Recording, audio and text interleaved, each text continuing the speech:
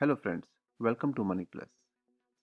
Today we are going to cover one of the important topic whether H1B visa holders are eligible for social security benefits or not. And the answer is yes, you are. If you have worked for 10 years or more, then you are eligible for social security benefits. You don't need to be green card holder or citizen of United States.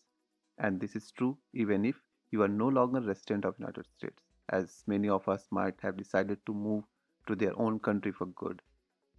Being said that, there are few eligibility conditions to avail those benefits.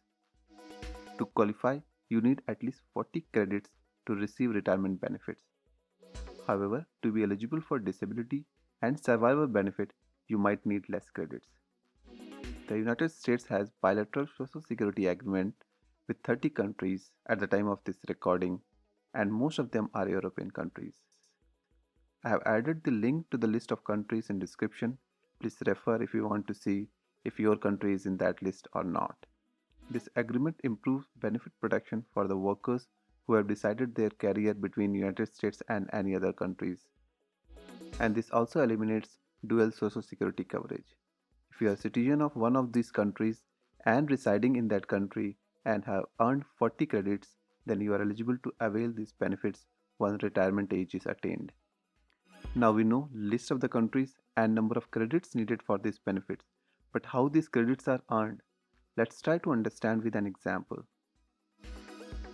Suppose John works in an IT company and earns a salary of $1,470 a year. Then he will earn one credit for that year. And the following year, he got a raise and now he's earning $5,880 in a year. So this year he is eligible for full 4 credits for that year. Here is the table to understand salary to credit calculation.